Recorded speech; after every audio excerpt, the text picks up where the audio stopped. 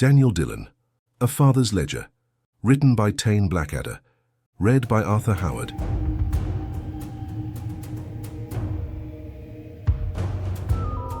The rain had finally stopped, leaving the city glistening under a bruised twilight sky.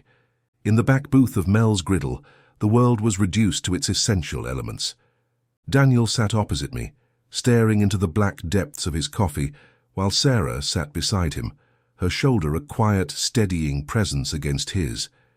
She was reviewing notes on her tablet, her long, dark hair falling across her face, the purple bruises of exhaustion under her eyes visible in the diner's low light. She'd come straight from a double shift at the hospital, but she'd come anyway, she always did now. The bell above the door jingled, a thin, forlorn sound that was usually swallowed by the diner's low hum of regret. But this time, it cut through the silence of our booth like a summons. The man who entered seemed to carry the weight of the glistening, rain-soaked city on his stooped shoulders. A pocket of the night's damp chill accompanied him, swirling around his legs like a reluctant ghost. He was named Hassan Mirza, a shopkeeper from a neighborhood that had seen more struggle than sunrises. His face was a map of a hard-worn life, the lines around his eyes and mouth charting decades of long hours, honest labor, and quiet perseverance. He stood for a moment, disoriented by the warmth and the light, his eyes scanning the near-empty booths before settling on ours with a desperate, unspoken plea. But it was his hands that told the immediate, heartbreaking story. They were resting at his sides, calloused and capable, the hands of a man who built a life from stacking cans and balancing ledgers. Yet now they were marred by a fine, constant tremor, a vibration of such sustained, high-frequency dread that it seemed to ripple the very air around him. Sarah saw it first. Her head came up from her tablet with a predator's stillness, her nurse's diagnostic gaze, honed in emergency rooms and trauma wards, instantly locking onto the subtle betrayal of his nervous system. She didn't see a nervous tick or the shiver of a cold man. She read the tremor as a clinical symptom, the body final, desperate telegraph of a psyche in profound systemic shock. It was the same telltale sign she had seen in crash victims before their adrenaline failed, a physical manifestation of a foundation crumbling in real time. Without a word, her own hand moved beneath the table, her fingers gently pressing against Daniel's thigh. It was more than a nudge. It was a calibrated signal, a transfer of urgent intelligence that pulled him from the private, overcast weather of his own memories. He blinked, the 1,000-yard stare dissolving as if wiped from a foggy pane of glass, and his focus sharpened into a blade's point. The old radar, the one tuned to the specific frequency of human desperation, pinged loudly in the quiet of his mind, and the ghost in the booth receded, replaced by the detective, ready to work. Hassan's story did not unfold as a narrative, but as a series of ruptures. It tumbled out in reedy, broken phrases, each one a piece of a shattered vessel he was desperately trying to hold together.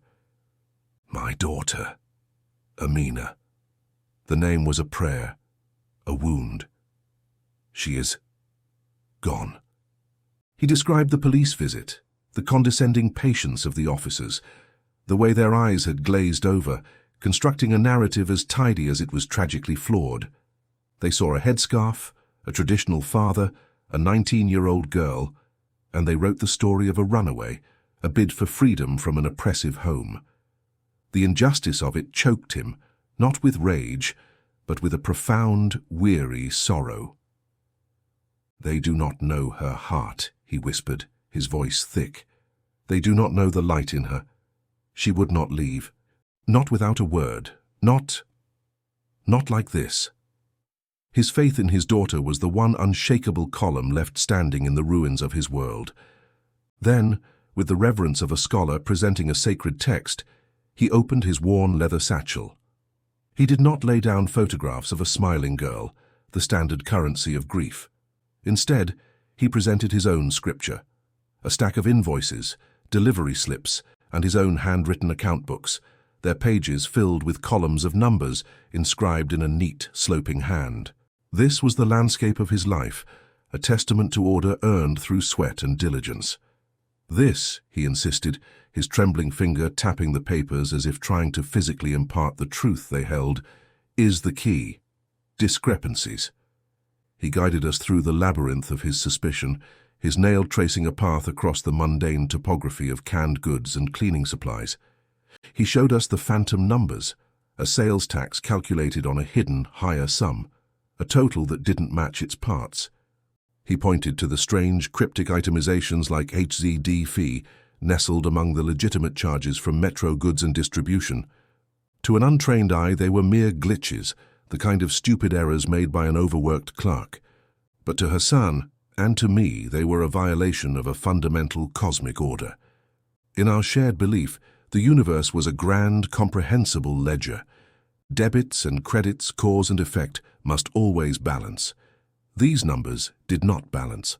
They were a lie woven into the fabric of his truth, and I felt a powerful kinship with this man, a fellow pilgrim in a world that only made sense when the sums added up. "They are not just stealing from me," he said, his eyes dark pools of anguish, pleading for us to comprehend the language of his terror. "The amounts are too small. It is a message, a code. I am sure of it." He leaned forward, his voice dropping as if the walls themselves might be listening. "And I think Amina saw it too. She was good with numbers like her mother was. She had a mind for patterns. She asked me about these things, these little mistakes, just a week before she vanished." In that moment, the invoices transformed from mere documents into a silent, frantic conversation between a father and a daughter, a conversation that had been tragically interrupted. Daniel, who was fluent in the language of human deceit, leaned forward, his elbows on the formica. He bypassed the numbers and went straight to the psychology. "Why the invoices?" he asked, his voice low and gravelly. "Why not a phone, an email?" Hassan's answer was a whisper that carried the weight of chilling insight. "Because they are always here," he said, his gaze sweeping the diner as if the delivery men might be listening. "They come every Tuesday and Friday. They see everything. They know our routine. They knew her schedule. It is the perfect cover." The sheer brazen genius of it hung in the air, using the boring, predictable rhythm of commerce as a shield for monstrosity. Sarah's voice cut through the tension, calm and measured, the same tone she used to talk down a spiraling patient in the ER. "A perfect system hiding in a boring one," she echoed, her brow furrowed in clinical analysis as she studied a sheet. "Who would ever suspect?" She looked up, her fierce, intelligent eyes alight with the thrill of a confirmed diagnosis. "The inconsistencies are too precise, too repeated to be accidents. They're deliberate. It's like a patient describing one set of symptoms, smiling and telling you they're fine, but their vitals on the monitor, their pulse, their blood pressure, are screaming a completely different, terrifying story. The numbers don't lie." Daniel's eyes met mine, then returned to Hassan's desperate, hopeful face. He gave a single sharp nod. It was more than an agreement to take a case. It was a pact, a vow. He was not just accepting a client. He was honoring a father's ledger and swearing to balance it. The investigation split into 3 streams. Daniel descended into the gritty world of Metro Goods, leaning on his network of tarnished contacts. I built a digital replica of Hassan's concerns, cross-referencing the codes. And Sarah, with her healer's intuition for arrhythmias in any pattern, began cross-referencing the phantom numbers with missing persons reports from the last 6 months, looking for a diagnostic link.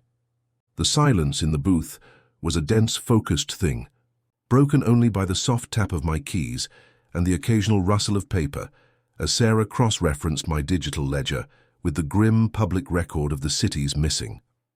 Daniel was a brooding statue by the window, his gaze turned inward, processing the scant, ugly facts we had. Then Sarah's breath hitched, a small, sharp intake that sliced through the quiet. She had been scrolling through a police blotter digest, her movements methodical, but now she went perfectly still. "Michael," she said, her voice low and urgent. She leaned over my laptop, her long dark hair brushing my shoulder.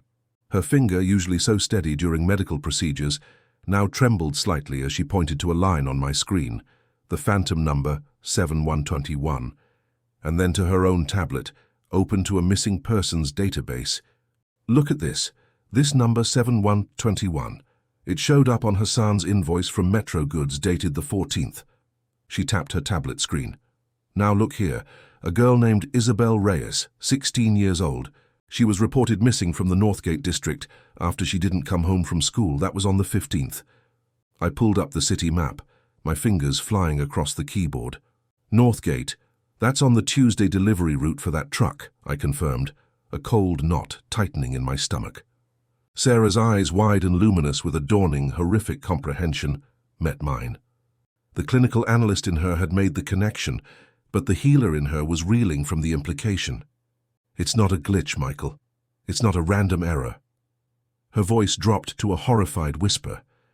They're not just codes, they're identifiers. That number wasn't for a case of beans, it was for her. From his side of the booth, Daniel's low growl cut through the air. Identifiers for what, Sarah? Spell it out. She turned to him, her face pale, but her gaze unflinching. For people, Daniel. They're using these numbers to track their inventory. Amina isn't just a missing girl, she's a line item in their ledger. The ugly, dehumanizing truth of it hung in the air, transforming the quiet diner booth into a war room against a new kind of evil. The cold dread crystallized. This was a trafficking pipeline, using invoices to manage human cargo. My analysis of HZD as hazard confirmed it. Sarah's face paled, but her jaw set with a grim resolve. She had seen the worst of what people could do to each other, but the cold, logistical efficiency of this was a new kind of evil. Daniel returned with a name. Costas, a logistics foreman. We found him leaving a bar. Daniel's confrontation was swift and brutal, a violent surgery on a guilty conscience. Pinned against a brick wall, Costas broke, confirming everything. The special ledger, the HZD items, moved with regular freight. He gave us the last code for Amina, Port Trans, the old fishery cold storage on Pier 7. We moved immediately. As we drove through the slick, dark streets, Sarah's hand found Daniel's on the seat between them, her fingers laced with his, a simple, profound gesture. He didn't look at her, but his hand tightened around hers, his knuckles white. It was an unspoken transfer of strength, a tether against the darkness we were heading toward. The fishery was a tomb, the air frigid and stinking of brine and decay. Inside, under a single bare bulb, were the cages.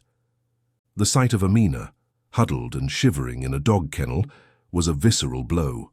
Hassan's cry was a sound of pure, shattered agony. While Daniel went to work on the padlock, my eyes, ever searching for data, fell on the desk. Scattered delivery slips were covered in frantic, tiny scrawls. Sarah, I whispered, holding one up. She was at my side in an instant, her analytical gaze scanning the numbers. 12-1, 13-1, 14-1-1, 18. It's a substitution cipher, she said, her voice quick and sure. A1, B2, LAMAN, the laminar. She grabbed another slip. And this, FTHR LK DBR. It's phonetic. Father look ledger. Her quick study, her ability to parse the pattern instantly, had just given us the ship's name and confirmed Amina's desperate, brilliant attempt to communicate. She had used the language of her captors to call for her father, the accountant. Daniel wrenched the cage open.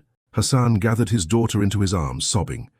She was catatonic with terror, her body rigid and cold. We need to get her warm, but slowly. No sudden temperature shock, Sarah said, her nurse's training taking over, her voice a calm anchor in the horror.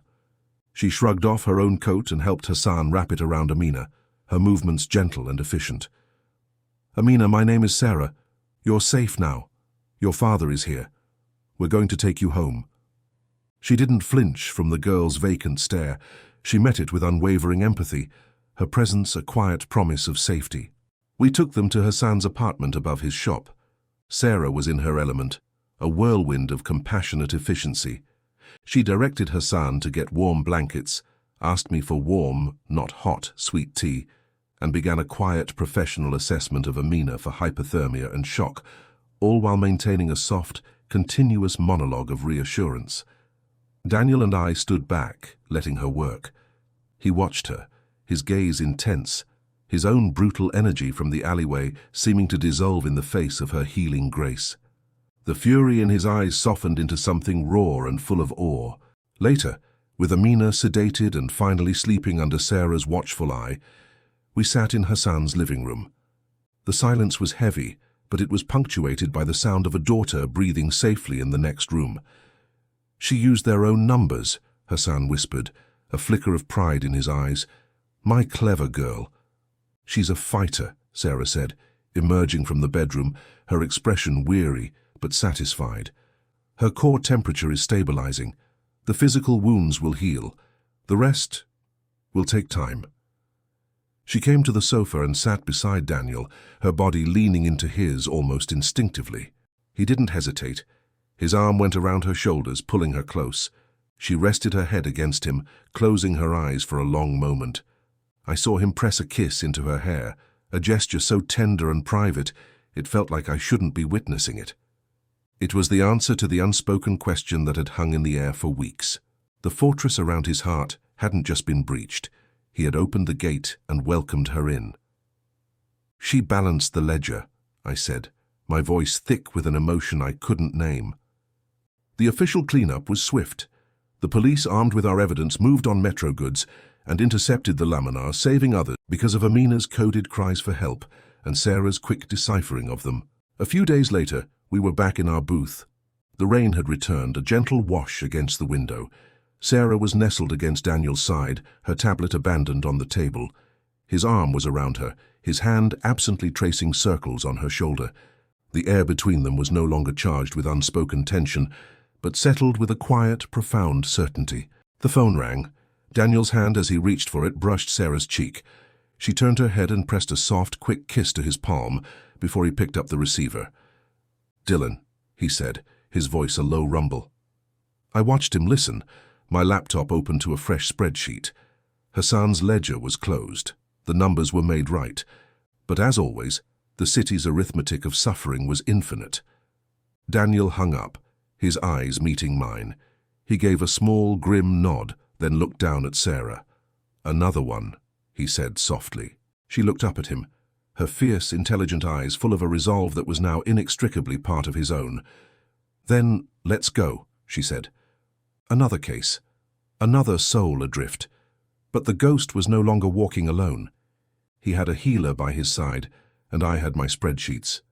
Together, the three of us would follow the money and the pain wherever it led.